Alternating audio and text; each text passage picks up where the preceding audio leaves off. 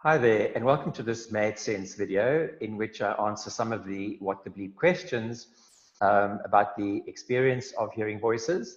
What I want to do is talk about how the mind creates experiences, so the processes involved.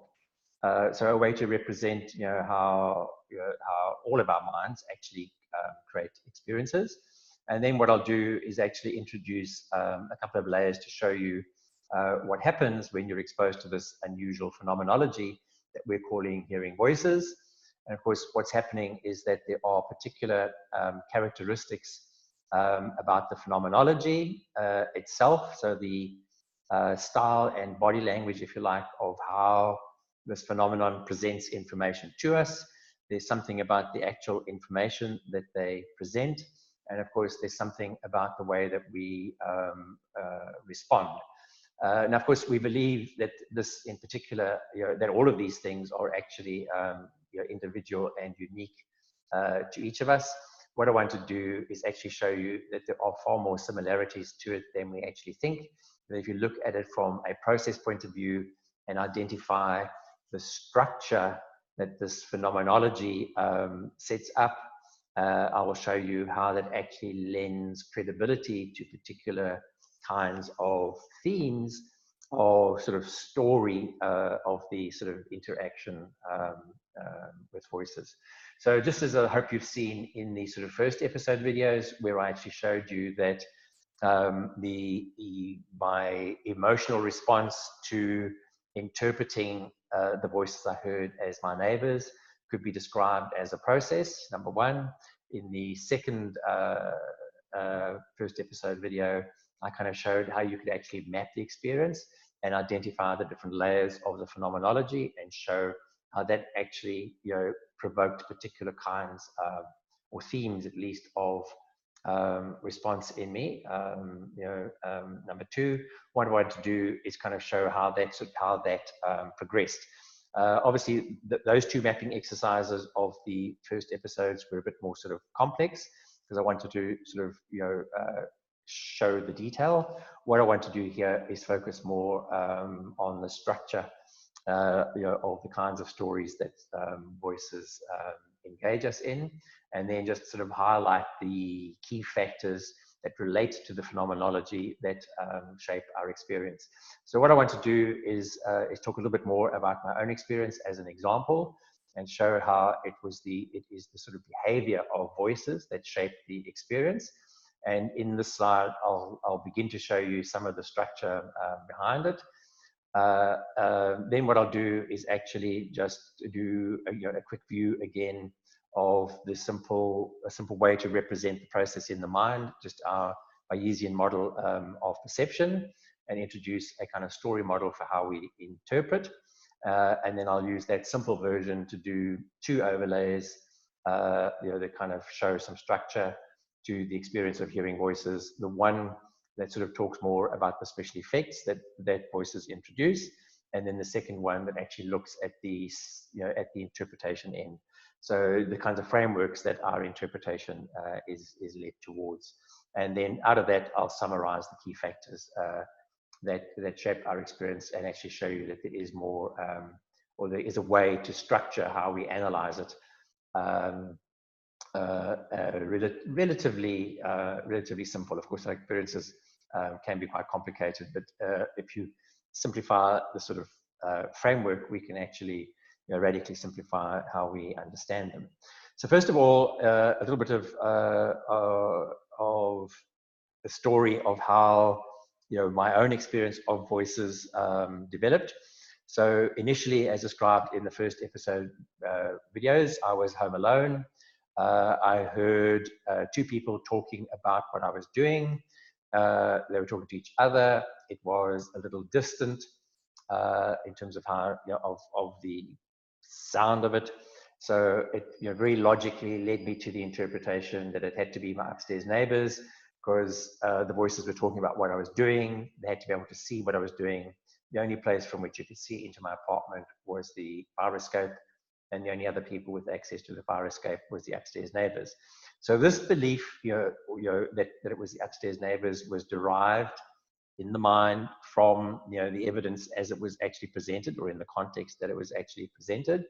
And as I showed you in the first episodes, you know, I rationalized that on day one by saying actually it didn't seem that, you know, it seemed okay because I'd hurt myself that afternoon, and the voices kind of seemed to be checking that I was okay, and that, you know, I was sort of okay with that.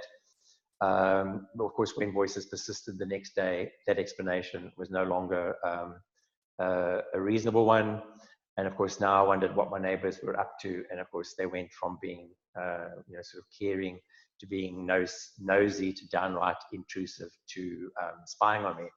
And of course, what happened was that, you know, sort of 4 or 5 weeks later, was that I started to hear voices outside of my apartment. You know, so the voices themselves made a big show of beginning to follow me outside the apartment. So they started, you know, to talk about what I was doing just outside of my door, you know, and then down the stairs, then just outside the door of the building, and then sort of along the street. And of course, what they did was it meant that this explanation that it was my upstairs neighbors no longer seemed reasonable. And of course, it introduced new questions and not so many answers in my own mind about what this phenomenon was. Remember, at this stage, I still hadn't been to see the doctor, so I didn't yet have the term auditory hallucinations. But the point I'm actually making is that this actually was a simple shift in the phenomenology of where voices were presenting that shifted my thinking, my response from an interpretation that it was my neighbors, which was a perfectly reasonable one, although my emotional, perfectly logical one, I should say, although my emotional response to it was the fact that actually when voices persisted, so by day 2, that was no longer reasonable as an outcome, even though it was the only logical explanation. What changed when voices started following me around was that this, you know, entity that was the neighbors now became something unknown. And of course, what happened was the voices then started to comment on what I was doing from this all-seeing vantage point, because they were now following me wherever I went. And of course, they claimed to be able to do that wherever I went. And so when I went into, you know, to an internet cafe, for example, to, you know, to log into an account from there, because I was worried about this happening from technology at home, you know, they simply commented and said, well, what are you doing that for? We can follow you anywhere. But the point I'm making is that the phenomenology and what voices said created this kind of all-seeing vantage point. And of course, this is a structural thing that enables particular kinds of stories. So, you know, with this, you know, sort of other world, you know, this introduction of this kind of otherworldly connection to what I was actually doing, voices introduced, you know, used this as a way to kind of introduce conflict. You know, here the conflict was between the neighbors and I. Here the conflict shifted to between myself and this phenomenon called voices. And of course, by now they were very aggressive, and very, very busy, and commenting, of course, on everything that I was doing. And of course, that was engaging my emotional systems. It was threatening. I couldn't find a satisfactory outcome, you know, which meant my SOO system was unhappy. And of course, you know, I didn't know what to do about it. So the problems I was trying to solve, you know, were something much, much bigger than I was. So of course, my drive system was not being satisfied either. So of course, that's actually just exaggerating the conflict. And just in the same way that the problem I was trying to solve when I thought it was my neighbors was actually a fake problem, this one, you know, was now an unknown problem. But its effect was that it exaggerated my emotional response to it. And of course, just because voices were able to use this vantage point to create all kinds of conflict that they then, of course, have been able to sustain for the rest of my experience with voices. Because, you know, what they did was they started to name themselves. They then introduced the idea of ancestors, so particularly, you know, people that I knew that had passed on, family members in particular. And of course, at some point, my voices, you know, also started to, some of the voices I hear started to say, I love you. But of course, what was happening was it introduced a belief, which is relatively well accepted in many communities. You know, about 60% of the world believe in some kind of life hereafter. You know, so it kind of lends credibility to, you know, if you like, to, you know, to the kinds of beliefs that voices are creating. And of course, you know, what, you know, this then, of course, is the introduction of a spirit world of some description, of course. And of course, what voices then did was introduce the idea that one of the voices was God. They made this big show of it. You know, so I had these 3 or 4 voices that were sort of pestering me all day. And, you know, for several weeks, this thing went on that they were going to introduce God, who, of course, did come along, you know, and asked me to rewrite the Bible. Not that that's something that I was particularly kind of interested in doing, but of course, what happened was, you know, this character that proclaimed himself to be God, as happened several millennia ago. Of course, the only difference here was that I was not inclined to believe it. But anyway, you know, we certainly got into debates, philosophical debates about what would make the world more interesting. But of course, what that was about was actually, you don't want this character, you know, sitting in your mind, policing your thoughts and commenting on everything that you think and every suggestion that you have, because actually all it's going to do is it's going to engage your threat system when he disapproves. It's really irritating when he's, you know, disagreeing with everything, you know, that you kind of think about. And of course, there's not much you can, you know, you can do about it. Except of course that actually I started, you know, to use my drive system to actually ask questions, because, you know, I had realized at some point that actually, you know, these voices couldn't be all these things. They couldn't be my neighbors, you know, and God and some spirit entity. And of course, the fact that they had deceived me into thinking it was my neighbors meant that they were actually deceitful. And of course, I pushed back on that. And of course, the easiest way I found to push back was actually to ask questions. So I kind of simply said, well, basically, you know, what are you doing here? What value do you bring? How does this benefit me? How does it benefit you? And of course, there are no reasonable answers to those questions. So of course, it was quite easy on that basis to, you know, reject this idea that this voice was God. Not that the voice accepted my rejection, if you like, but he did actually soon morph into kind of into claiming to be the devil. And of course, when I, you know, as God's best buddy, and of course, when I pushed back on that, because, you know, his whole idea was that actually, you know, these were one and the same character, and that he is in fact an evil God. Of course, that wasn't a very pleasant idea either. And of course, you know, I pushed back on all of that too. But the point that I want to get here is to kind of say, okay, you know, this is voices creating characters and asserting who they are. This was, you know, this sort of unknown thing was actually voices starting to actually introduce the idea of some sort of conspiracy theory, was that there was a mechanism, if you like, by which voices could actually follow me. And of course, because they knew all of my thoughts, that stuff could actually be shared. And where what this was about was actually introducing other characters, you know, of course, so characters that I would actually love. But what it became was actually a new way to introduce conflict, because, you know, these guys were actually clearly not on my side. You know, what this did was, you know, they were introducing some conflict with me, but also, you know, they were claiming to actually, you know, all sorts of things about these characters. And of course, they were making them, you know, participants or complicit or victims or whatever in the stories that they were able to create, simply on the basis of this structure, that they created this otherworldly space in which they could create any characters that they liked. And of course, they used that to, you know, to work as a team. So I had these 3 voices that claimed to have front row seats in my life. You know, so that actually introduced God, who over a very long time, as I say, when I, you know, when I sort of pushed back on him, all he did was interfere in everything that I was doing. And of course, as I pushed back, he then declared himself to be the devil. And then, of course, when I pushed back on that, he then declared himself to be an evil God. And of course, when I pushed back on that, he just started to describe himself as as a big man of sort of unknown identity. So the point here is that my first interpretation, that it was the neighbors, was one that I reached entirely logically. The sort of conflict that it introduced was between the neighbors and I, but of course it also started to introduce some sort of complications in my life. I actually, moved apartments.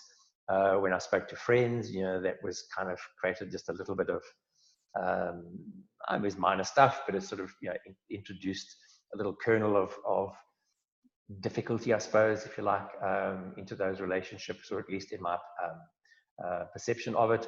But really what's happened is voices have created this mechanism for introducing conflict. And of course, what's happening is it's all disguised in these stories and characters that voices are able to create, or that our own mind creates. So we can actually, voices can be, they can claim to be anything. If there is something we're inclined to believe there are, they can actually play that role as well. And they certainly have done that with me. But it's much easier, say, when you look at it, simply to say actually there is a structure that voices were able to introduce conflict, to say in my case, by creating this kind of otherworldly thing. And obviously voices couldn't be the neighbors and these things. But what this does is it creates a long-lasting framework from which voices can create all kinds of scenarios within which to create conflict and interfere in your life. And of course, by doing this, they're engaging your threat system. And of course, this is provoking the questions that we ask, and therefore the answers that we actually reach. And it's actually pretty easy, to reach the conclusion based on the experience of the interaction with voices, that this thing is the devil, or is God, or is a demon, or is even, it could of course be an angel, or your past abuser, or pretty much anything if it's in the spirit world. But of course, what's happening is, say, they're either engaging your threat system, or they are making it difficult for your soothe system to actually reach a satisfactory outcome or conclusion. And of course, they're interfering in what you're doing and actually thinking. So they're actually making life scary, confusing, and complicated just by the structure that they have set up. And then just to push home the point even further, that actually voices are responsive. As I say, I recognize that actually voices could not be all of these things, that actually what this was about was intensifying the experience. So if I believed, that the voice was the devil or a demon, and that he was messing with me just because he could, because that actually is the experience of it, of course, that belief very much intensifies the experience. So what happened in my case was I recognized that actually the beliefs were intensifying the experience. The questions that I asked and the answers that I reached, that exchange of information that was producing all these, sort of unpleasant emotions, is the actual experience of it. And that actually, I also realized, of course, that voices could create any character that they wanted. So I decided actually that I wasn't going to put up with that. That instead of voices policing my thoughts, I was going to police them and their behavior, and not let them create new characters and new scenarios, from this vantage point with which they could actually manipulate me. And actually, I decided, because I had these three voices that were pestering me all the time, I focused on those three, and I made caricatures of them. I exaggerated the worst features of their personality and their tactics and what they were actually trying to do. So the voice that originally claimed to be God became squealy because he tried to embarrass me. He tried to kind of, say that my idea, and he tried to embarrass me by commenting on my ideas and my thinking, but also in this sort of a whiny tone. And that was why I called him squealy. And because I also wasn't going to put up with what voices were saying, I was interrupting them, of course, the moment they started speaking. So, by having a name, I could do that very, very easily. And I would simply say, squealy, we're not going to do that. And this was me representing how I was cutting it off at the knees. And I thought, you know, he was trying to make the world a drab place. So I put him in a drab green olive suit. And the pink bikini came later, you know, when I was actually pointing out to him how ridiculous he was. And of course, that happens, you know, over time, you know, when voices are just objecting to absolutely everything that you're doing and thinking. Of course, it does become ridiculous.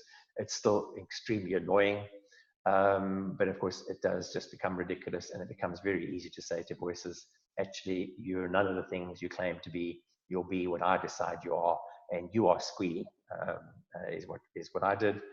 The other two voices, one was working very hard on trying to fix my life. So she came along. She had this toolbox, and of course was creating, you know, all these strange kind of perceptions, you know, with the sort of special effects that they were able to introduce. And of course, she was trying to turn this idea of an all-seeing vantage point into a point of view of omnipotence, and claiming they could make all sorts of things happen in my life through these weird and wonderful effects. So I gave her a wand that I broke, which is stuck, you know, in her bra here. The outfit and what have you, the rest are all about, you know, making her ridiculous. And then the third one I called Poopsie. Poopsie is one that is actually trying to irritate me in the hope of provoking anger. So she declared herself to be my ball and chain. So she has a ball and chain. And of course, she, you know, every black person I meet, she has a lot to say about. So she doesn't like black people. So she got a black face, and the pink was. I'll tell you the story about them in another video. So the point to make is that voices are able to set up the structure, this kind of you know, all-seeing sort of vantage point, you know, which you can actually see either as something that enables conspiracy or otherworldly interpretations.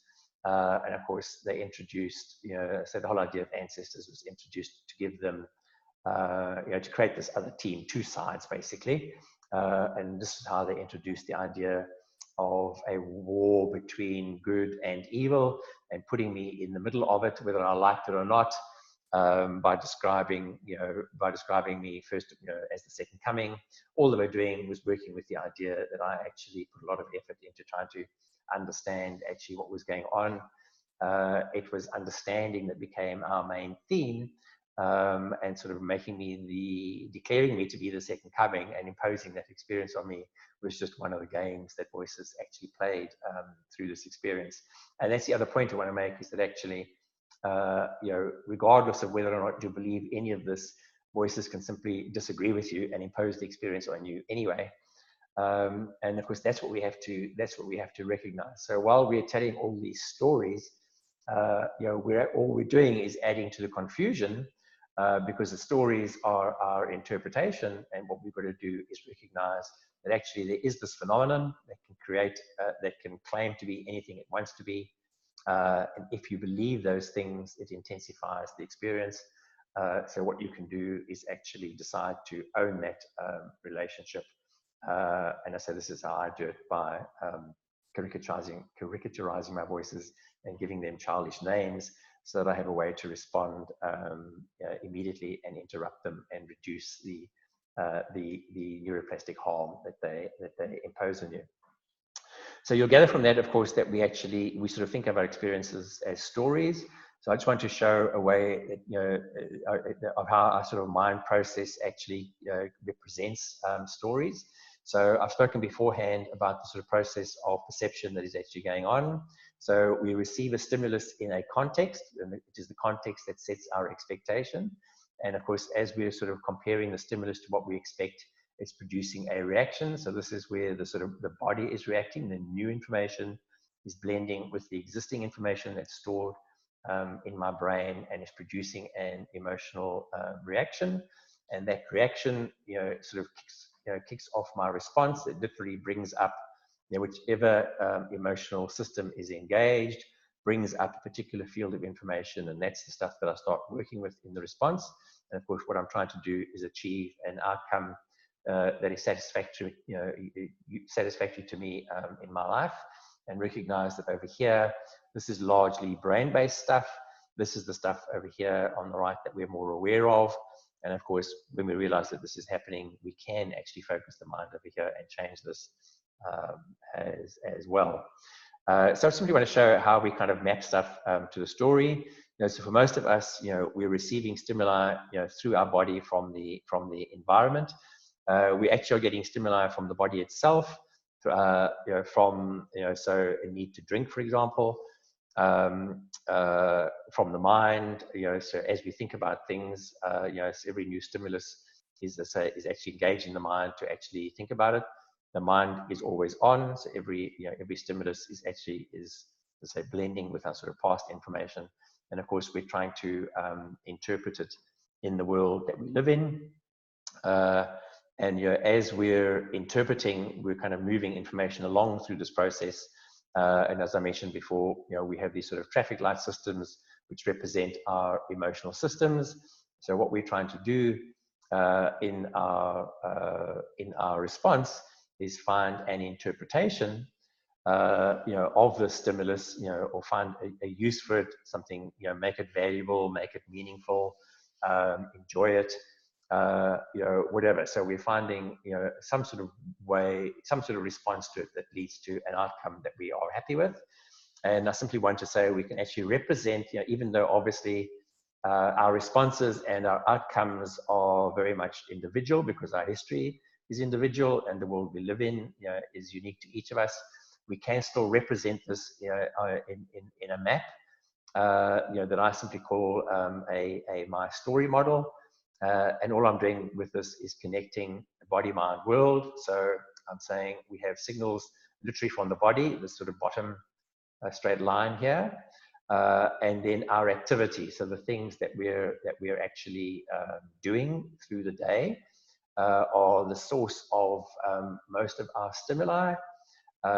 Some particular things get our attention based on how our emotional systems are presenting information. So the mind is sort of focusing on what I think about. So the actual topic is usually, as I presented, by the context that I'm in, but also what I think, what I think of particular things.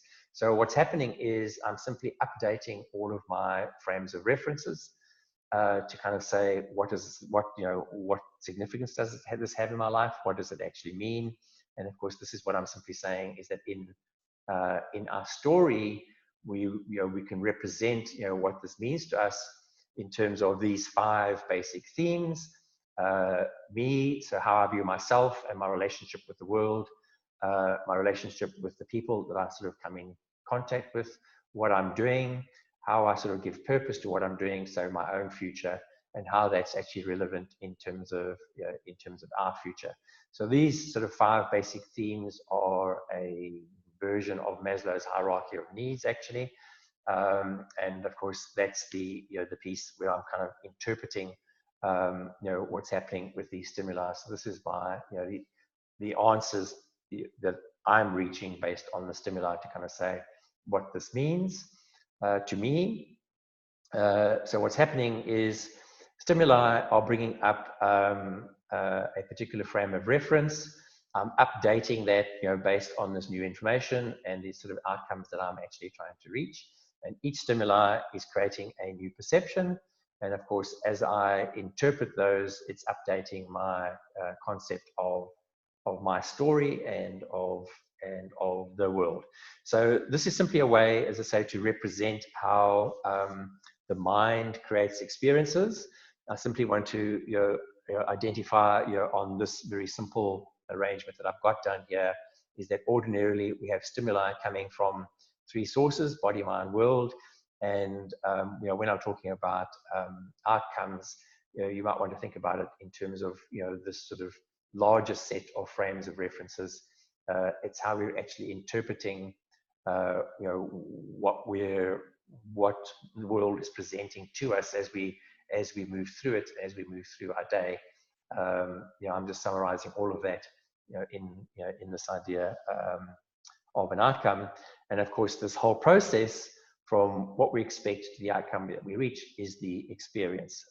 And as I say, this connection between brain and mind is that over here, the stuff is more input-based.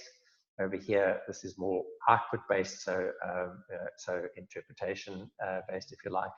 And in fact, so we can narrow down our understanding of interpretations by looking at it in these frames of reference. So this is just my sort of engineering mindset of what sort of consciousness is about. Is what's happening is the brain process is bringing up two frames of reference, typically, where we are, what we're seeing right now, where we're trying to go, and of course, what we're doing when we're thinking is we're updating those two frames of references to actually try and achieve, to satisfy our emotional systems. So, of course, what we're doing is we're trying to satisfy, of course, all three emotional systems. And what we're trying to do, of course, is make all of them happy. Because if we don't satisfy an emotional system, that will still, of course, produces an emotion which will continue to hold our attention. Either now or later, we might sort of park it later. So this is what we're trying to achieve. Of course, is happy outcomes measured by our emotional systems. So just bear that in mind as I talk through now what happens as we introduce the unusual stimuli that voices present. And I'm going to use the, sorry, I'm going to do this one first. I'm going to just highlight that actually, we can identify our the phenomenology or the mode by which this phenomenon is introducing new stimuli or new sort of information. I've discovered this, discussed this rather in the phenomenology videos, and I'm highlighting simply two here, two forms that I've discussed in that video. The one I'm going to talk about is two voices talking to each other. So this is kind of a one-way communication. If this is the phenomenon, I can actually hear it, and this provokes questions in a particular way, which I'll show you in a moment. And then the second one, which is the one that we're calling a thought echo, which is where what voices say and my thoughts both seem to be, I hear them both in the same kind of bandwidth. So this is a two-way communication. So as you can imagine, they provoke different kinds of questions. And this one is more invasive, if you like, than this one. And what I simply want to point out, actually, is that the kinds of questions that these kinds of phenomenology actually provoke are a little more predictable than we think. And that's number one. And number two, that actually, when you boil it down to its minimum, there aren't that many questions that we can ask. And that's because really we have a few fundamental questions that we ask, and it's who, what, why, when, how, and all our other questions are more or less variations on those five basic questions.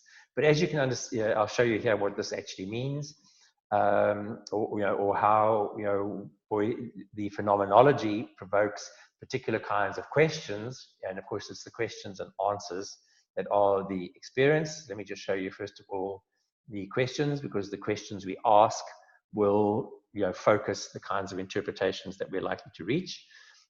So what's going to happen here is the question we're going to ask first of all is, what is this? Because it's something different. It'll be something when it starts that we haven't sort of heard before. It's unusual. It's disconnected from the environment. So it's not lining up with my normal sort of body, mind, world stimuli. There are stimuli that are they're arriving in my mind, and they're not arriving in your mind. So of course I ask first of all the other question, well, what is it? And when I discover that actually it's happening to me and not to you, I then start to ask, is it me questions? Because I need an explanation for why it's happening to me and not to you. So these are actually very, very logical questions. What is it? And then why is it happening to me? And then, of course, once I've understood that, I kind of start to say, well, actually, how? So now I need an explanation for how it is happening.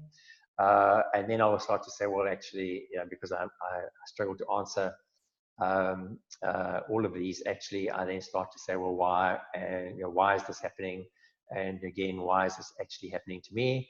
And I'm just going to give you sort of 2 examples of actually pretty common answers that I've found people will talk about in hearing voices support groups, for example. Is I've heard people kind of say, well, actually, is it perhaps because I'm lonely that I'm actually inventing, these characters? Is one interpretation that I find a lot of people land up with. Another one I find that if people kind of then start to ask the question, well, is my brain broken in some way? And then, of course, they rationalize why their brain is broken in some way. And it's typically, I find one of the very common ones is, people who have used recreational drugs will kind of say, has that damaged my brain in some way that is actually causing this? And by the way, there's no evidence for that at all.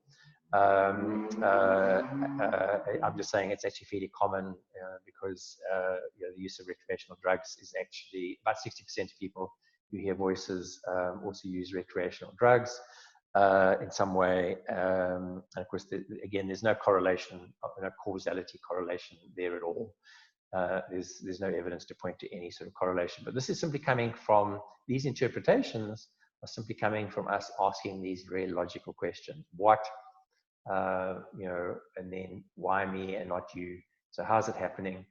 And then again, why and why me, which are sort of, variations on that. And we come up with some sort of answer, and then we start to say, well, how does this affect me? And this is when I'm starting to, ask questions on the My Story map to say, well, what are the implications of this for me? Now, all of that is the experience of it, the questions and actually answers that this provokes, and this is the point, is the phenomenology has particular characteristics that provoke particular kinds of questions. And when we understand that, we can actually start to see the interpretations that we are reaching. So I'm not saying we're all going to reach the same interpretation. I'm simply saying that if we understand this flow, we can actually map the interpretations. Each of us can map our own interpretations in a much, much smaller set of frames of reference than we might ordinarily think there are. And that's the key point. We can understand how the phenomenology is provoking particular questions and answers in our minds. And I'll show you that actually there's a way to structure that as well. Now, what's different when you have this two-way communication, so this is, as I say, a much, much more invasive interaction with the phenomenology. So voices are now actually inserting information directly into my aware mind. This is me thinking about something that I'm hearing that's unusual. Here, voices are actually interfering at the level of thought. So, of course, this provokes this kind of what the belief question, what is this? And of course, we experience this thing as having intent because it demonstrates intent. And of course, we experience this as something much, much more personal. It's a much, much more sort of personal attack. I found it, to me, it's an insult to the mind. That's my initial, reaction to it. I've just managed to diminish that response. I mean, I still intellectually say it's an insult to the mind. I just don't get emotional about it anymore. But of course, what that leads to is because this thing now has a persona, we attach all the characteristics of a persona to it. So we kind of say it's, it's fast abuser, it's a demon, it's God, it's an ancestor, an alien, and I say it might actually be either a belief, the neighbors, a belief that I've derived, based on what I thought about it, or it might be something that voices have claimed to be. So my voices that say claim to be God, the devil, an evil God, aliens, multiples, a whole bunch of other things, of course. So you then, because this now has personality, we start to ask, well, who the bleep are you? And, what the bleep do you think you're doing to me? Because this is now very much, a very personal interaction. And then, of course, you start again to ask these questions, well, why and why me? And that's because this is introducing conflict. And of course, this is what's now, sort of holding your attention. And of course, because we can't find good answers up here, we tend to sort of focus down here. And then, of course, and I said this unfortunately, this line here is where mental health professionals kind of tend to take us. They kind of say, well, actually, either the brain is broke, it's chemically balanced in the brain, or something's happened, in my past, or some sort of psychosocial factors. And for me, neither of those match the experience of this at all. It's very difficult to describe this experience as either of these things producing that experience. But nevertheless, as I say, remember, the experience is the questions and answers that I reach. And this phenomenology provokes these kinds of questions. And of course, in the same way as up here, I then sort of start to ask what the belief questions about the implications. So in life, for me and for us, so and I add the for us because if voices are claiming, of course, to be God and the devil and aliens, that has implications for everybody. So I hope what you're seeing here is that actually, if you understand your phenomenology and you simply say, you go through the sort of basic questions, who, what, why, how, where, when, those are the questions that we're actually asking. You will see that you would have asked these questions. There will be some up here where it's actually much, much more difficult to find answers because those are questions about the phenomenology and the phenomenon. When it actually comes to, how does this affect me in my life? We actually start to see some of what's going on, and I want to show that actually we can map that. But what these kinds of questions are doing is they tend to create a relationship with self, because I start to say, okay, very clearly, this is happened to me. I don't know what it is, and I start to come up with these sort of explanations about my life or my brain. But I say what this does is it creates new ways of thinking about myself. And that's what I mean about this relationship with self. It changes that relationship. Whereas this one down here, because this thing presents as an actual persona, whether it's an individual, a demon, or a means by which the CIA could be spying on me, that's still a persona that I'm attaching all sorts of characteristics to. This is introducing a relationship with a personality. And of course, that personality is shaped by how voices behave, how I interpret it, or what voices actually assert, or what people around me believe. So this is what I mean by adopted. So I might interpret it as my neighbors. If I live in a family that believes in mediums, or perhaps in a community that believes in shamanism, I might adopt that belief from what's going on around me in family or community. But of course, all of this is creating a relationship with the personality that is shaped by beliefs that are reached either through how I've interpreted it, beliefs I might be adopting from what's going on around me, or beliefs that voices have actually asserted. So let's just show that in a slightly different way. So this is the chart from earlier on, where I'm kind of saying this is our natural process of perception. We're getting stimuli ordinarily from body, mind, world. Stimuli provokes a reaction, which calls up an emotional system. And this is what's focusing our response. And of course, we're interpreting that in this kind of map that I'm calling my story. So when we're receiving these unusual stimuli, they're actually appearing in the mind. They're mimicking real world stimuli, because I say this is, for most of us, it's an entity, a persona, if you like, which we normally, we're experiencing over here in people that we're sort of connecting with, if you like. Or if we've decided it's the CNA, for example, then it's affecting us over here and over here. But what it's doing is that it's presenting in the aware mind, disconnected from my actual environment, which is the usual source of stimuli. And for me, I find that what's happening is voices are asserting all kinds of influence on our world. So the stimuli are not coming from here.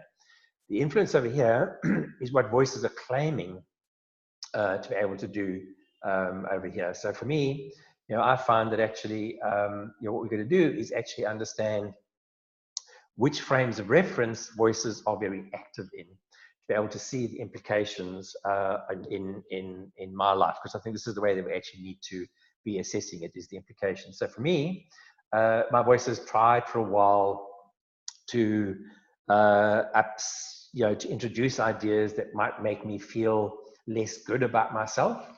They were not particularly successful with that, and that's primarily because I was already 55 by the time I started hearing voices. I had a pretty strong concept of self. I liked myself. I liked who I am. So that was a much harder sell, if you like, for voices. But of course, what the whole experience did do was it very much undermined my confidence. So I was still kind of okay socially, but there was a while where it locked my confidence in terms of what I was doing from a work perspective. Although I can't say that it changed my concept of self, it certainly changed my confidence, I suppose, in the world and how I interacted with the world, which in some way relates to concept of self. My voice has tried very hard to undermine some of my relationships, by saying, Joe or Peter or Paul or Mary, will do this, will think that, so making all those sort of comments, and we see this in a lot of people. Voices manage to undermine manage very successfully to undermine relationships because actually voices are inserting these ideas into the mind about the relationship with somebody. And of course, a good portion of our relationship with people is what we think they think. And of course, that's the piece that voices are actually interfering with. My voices were very, very busy in terms of what I was doing with my day. I'm trying to show here, this is just depth of intrusiveness. They were much more active over here. So they were sort of commenting. So Tutu earlier on, when I kind of say she was trying to fix my life, she was very, very active over here, sort of commenting every time I went near a PC, that email wouldn't get where it was going, that they could, influence, what was happening on the internet, or on my PC, and, this kind of just went on and on and on and on. As I say, the silly thing was I actually installed a third antivirus program, which was, I say silly because all it did was create conflict on my PC and give my voices more fuel to kind of say that they were influencing this stuff.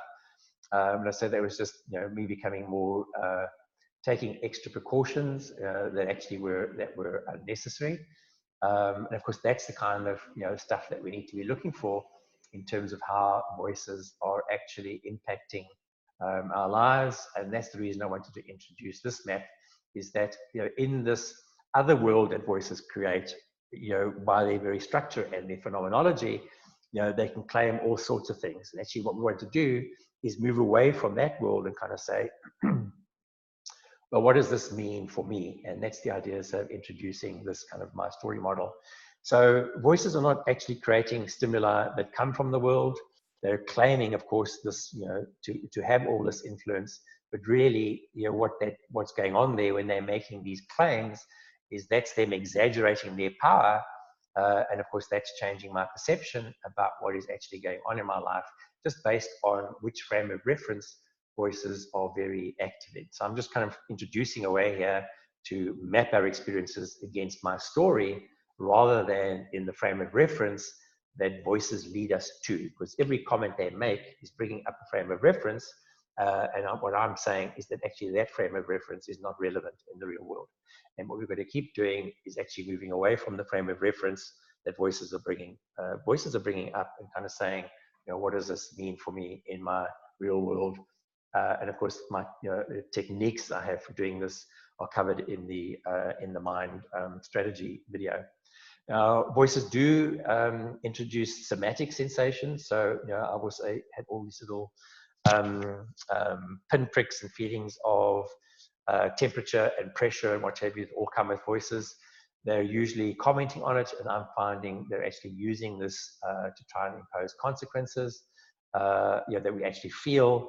And for me, the worst actually was voices keeping me awake. They kept me awake for sort of 5 days, while it was Poopsie actually on the earlier video, just kind of saying she was determined that I would actually do what she told me to do. And of course, I was determined that I would not do what she told me to do. And she said, well, I'll keep you awake, which she did successfully for 5 days. And of course, I simply rationalized that by saying, well, what's the worst that can happen? I can go to the emergency room after 5 days and they'll knock me out. Of course, fortunately, it didn't get to that stage, but we did have a 5-day tussle in which I had no sleep. So the point I want to make here is that the stimuli are arriving in the mind. They're independent of our environment. So normally what's happening is the brain is selecting stimuli based on our expectation from the environment or context that we're actually in. So usually we can recognize these stimuli as, pretty much all of us can recognize, I think, these stimuli as arriving in the aware mind and creating, a relationship, a lot of busyness in the mind, and this is the point, is that this is an experience in the mind as opposed to an experience in the world. It becomes an experience in the world when we interpret it that way and we let it become an experience, in the world, if you like. I'm not saying we don't have the experience. I'm simply saying recognize that it's in the mind. And what that means is that there are particular ways that we can actually address it, because we can address it in the mind, is the point I'm actually getting to. So of course, what this is doing is engaging our emotional systems, as I've spoken about beforehand, usually in a way that causes angst. This is my angst face. With this thing, it's because usually for me, voices are trying very hard to engage my threat system, not just with what they say, but by changing the tempo, by coming closer, by being more aggressive. They are engaging my drive system as I try and actually, by provoking questions that I try and answer. My drive system gets very busy populating my world with information that is of no value to me at all. And of course, that's how I kind of view this thing actually, is that it's getting in the way of the story that I want to lead. So I'm unlikely to reach an outcome that satisfies my soothe system, at least as far as the experience of voices is concerned. And the unfortunate thing is that because they're introducing information, a stimulus that is usually in parallel to my everyday stimuli, is they are working very hard to change my perception of everything. And of course, as I interpret that, if I actually give the meaning, which is one of the things that logically happens, as we move across our kind of story, is that voices have very, very definitely tried to change my concept of the world, because they've introduced this phenomenon to me that I experience as particularly vile, of course, and malign. And then, of course, they've tried to intensify those beliefs or that idea. I experience this thing, I don't know what it is. But of course, they try to intensify that by claiming to be, as I say, God and the devil, and an evil God. So the point I want to make is that, as you can see on this thing, the piece that we can't actually influence particularly is, the fact that, this phenomenon is presenting unusual stimuli in the mind, and as I say, sometimes in the body, that actually engages our emotional systems. But actually, it's there's no the problem is that actually we're focusing on psychoanalysis of the individual over here, whereas actually what we need to be doing is saying, sorry, I'll come back to that in a moment. That extra square, we can recognize actually that the world that we live in is actually fairly stable, and that these stimuli have nothing to do with this world, other than in terms of how we interpret it and the beliefs we derive from it. That actually the body is also pretty stable. And interesting enough, we can use breathing to access our emotional systems very quickly. So if voices are engaging our threat system, we can use breathing to actually calm our emotional systems quite quickly. It's just one example. We can certainly own our response. As I mentioned earlier on, I've given my voices silly names, I've caricaturized them, and as soon as they present something, I interrupt them, and I've worked to reduce the intensity of my reaction, and I take control of the response. So this rectangle was my sort of comment actually, that I said, voices knocked my confidence.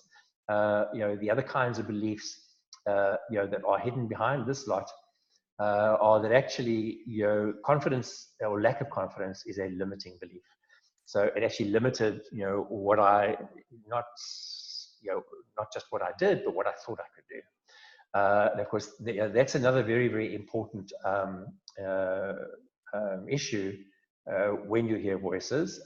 It's sort of aggravated, of course, by the sort of stigma that goes with it. So if you're diagnosed and are accepting this label as actually diminishing your mental capacity, for example, then of course what that does is it produces a limiting belief, and actually we're not really doing a good job of identifying those at the moment with current models.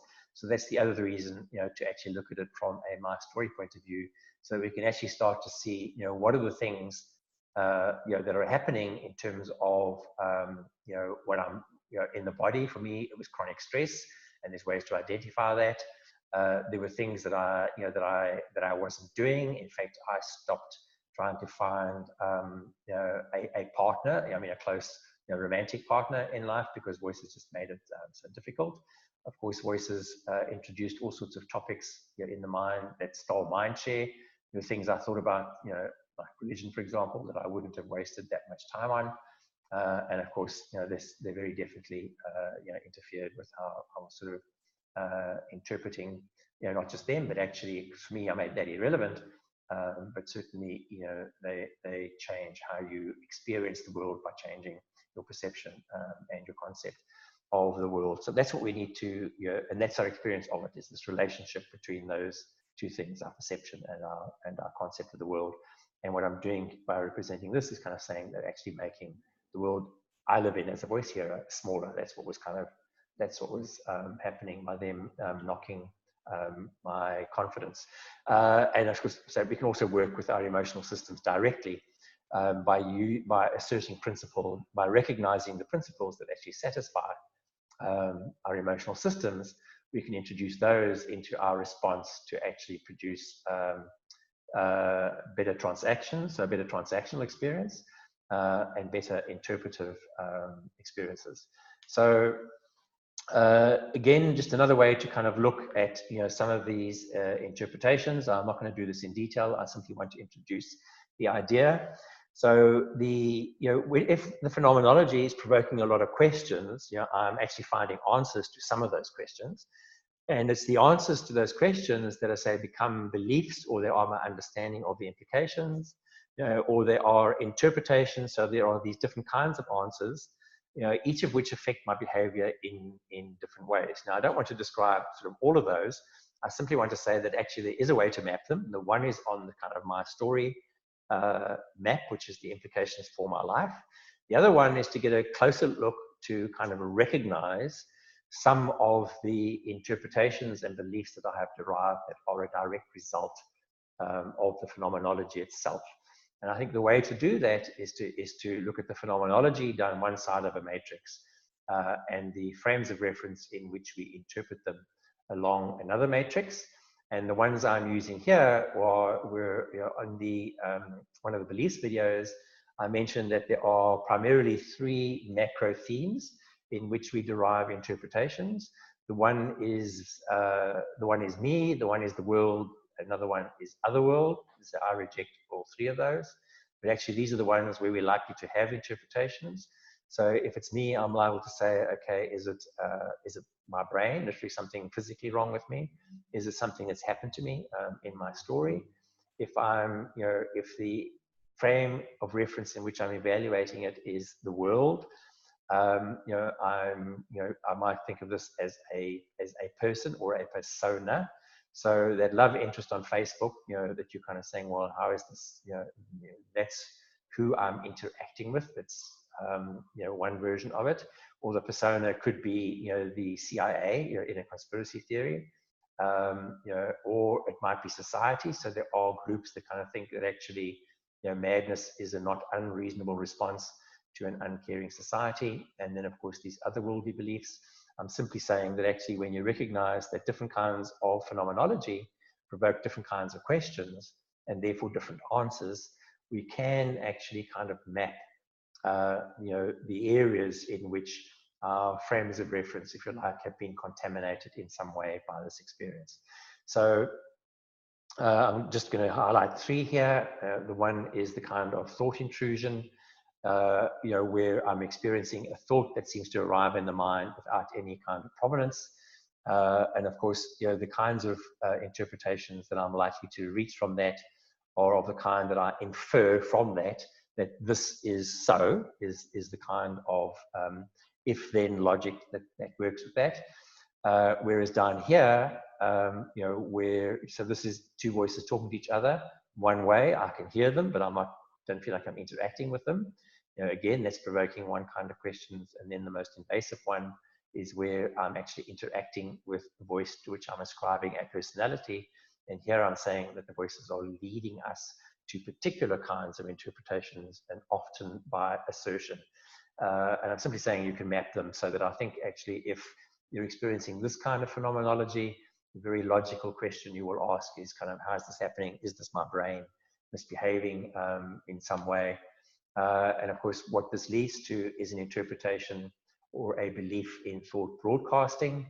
So we then start to ask questions about how we're interacting with the people that we meet during the day. So this is actually where it's sort of, this is the implication in my life. But that's an interpretation based on, this experience of phenomenology, first interpretation saying, something's going on here, either it's my brain or, I'm experiencing the thoughts of others in some sort of broadcast fashion.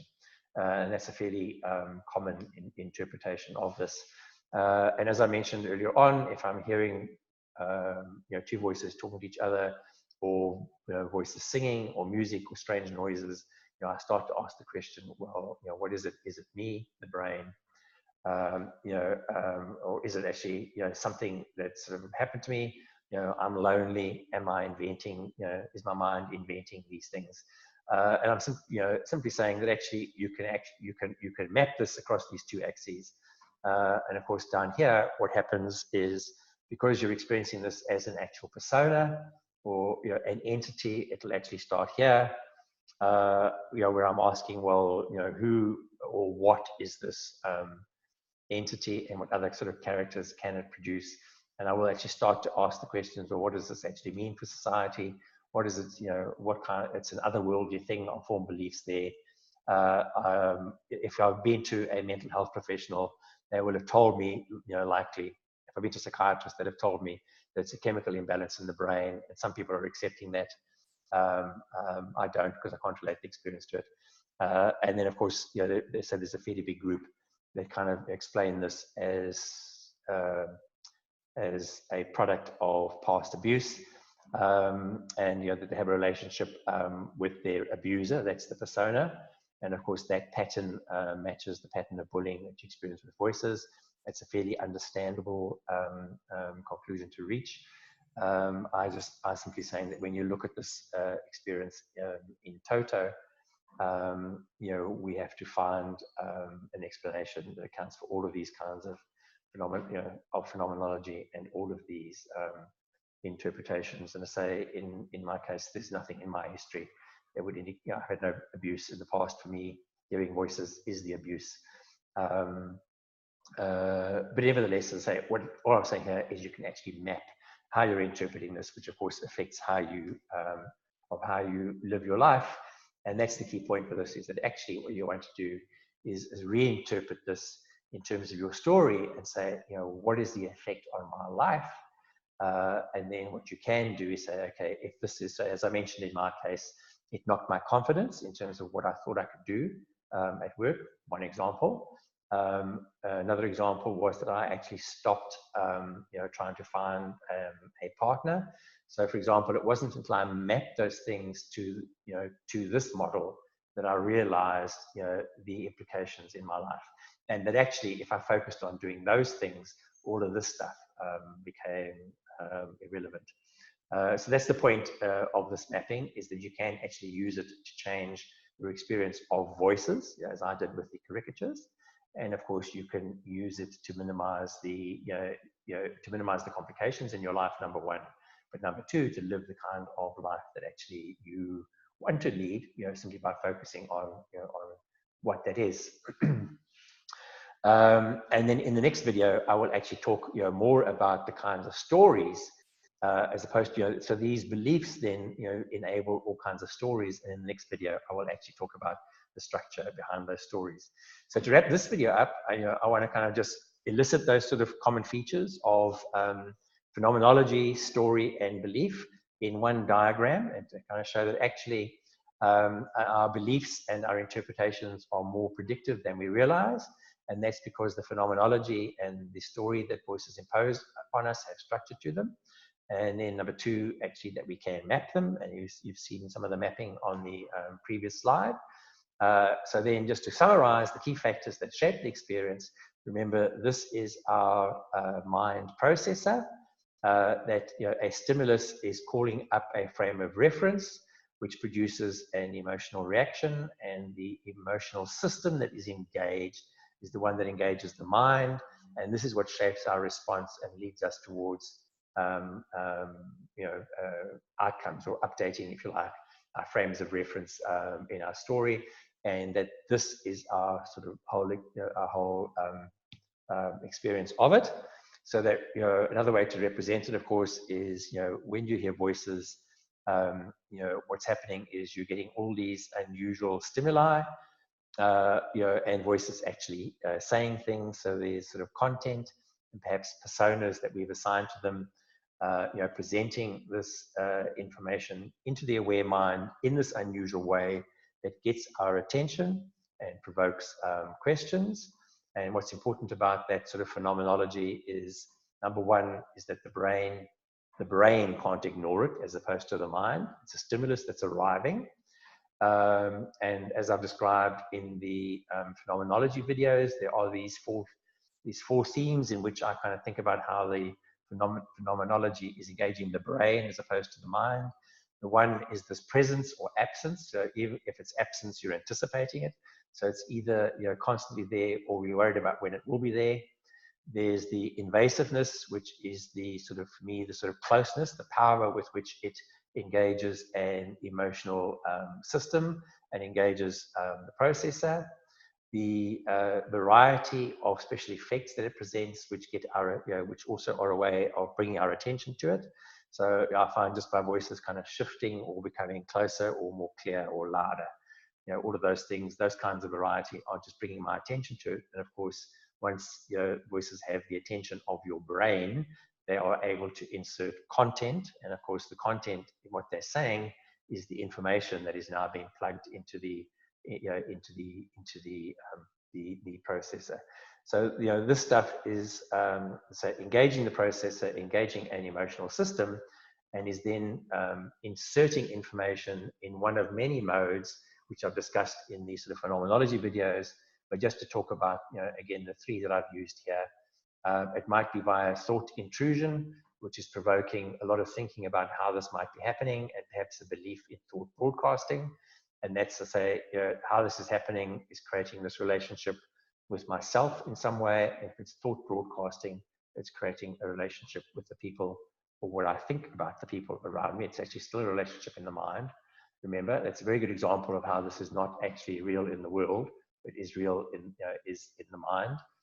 The belief in thought broadcasting is actually not true, but the belief in it creates the experience of it.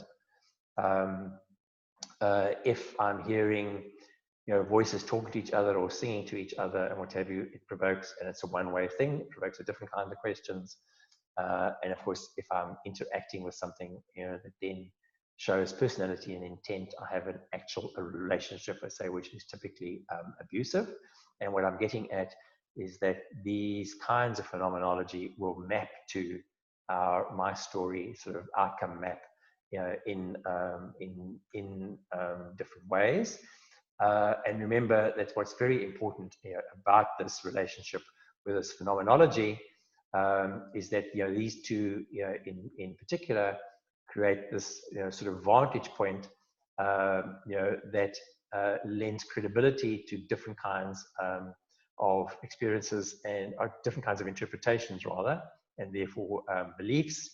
So for example, on this one, some people kind of say, well, actually, this could be happening via voice-to-skull technology. So, you know, the government could actually be imposing on this to make us crazy and feed the pharmaceutical industry. I've heard that more than once, you know, for example. And then, you know, so what we're doing is we're coming up with an explanation for how this might happen and then the implications of that. That's all we're doing. And then the same thing over here, you know, we've got this, you know, experience of this two-way interaction, but the beliefs and interpretations we derive are much more focused on the persona or the personality of the entity that we're actually interacting with. And of course, sometimes, you know, the entity that we're interacting with, this phenomenon, is claiming to be certain things. So say mine claims to be particular ancestors or particular people, particular ancestors, God, aliens, devil, blah, blah, blah. And of course, what I'm saying is that actually we can derive these things from typically two means. One is what voices claim and assert themselves to be. The other is how we might interpret them. So I think it's this. And you know, either way, you know, that becomes the experience of it. And of course, then there's another family of interpretations here, which is our cultural interpretations of it. So through our history, we have developed many cultural interpretations of this. So as I say, if I live in a community that believes in shamanism, that's, you know, a belief that I might adopt. And of course, that also would, you know, would shape the experience of it. So of course, the thing to recognize is that, so this is the, you know, this is the map. It's the fact that unusual stimuli are arriving. The brain can't ignore them. They insert information in different ways, you know, that leads us towards particular kinds of beliefs in those three sort of fields. And that the effect of all of them is that they're creating a different kind of relationship with myself and a new relationship with this phenomenon, say, which we typically call voices. So that's the kind of one-page summary, if you like, of the key factors that shape the experience. And as I say, in the next video, I will talk about some of the stories and characters, if you like, that voices have introduced. Because as I say, this sort of vantage point creates this permanent basis of a relationship in which voices can claim to be anything. And regardless of whether or not I believe it, voices can actually impose the experience of what they claim on me. And so that's the unfortunate piece about it. And that, again, is why you've seen this one before, is that actually what we need to be doing is moving away from all this interpretive stuff and focusing on the phenomenology itself, and actually, you know, interrupting it, you know, and owning our response to it. So thank you for watching this video. Once again, I would like to keep as much of this as possible free for people who hear voices. To do that, I have a fundraiser on crowdrise.com called Someone You Know Hears Voices. And don't forget, there are plenty of other organizations, you know, very active in the field. Intervoice, doing facilitator training for hearing voices support groups, very worthy of support. Mad in America, changing the conversation, you know, again, very worthy of support. Some academic institutions, you know, that you know, government, you know, lots of them actually.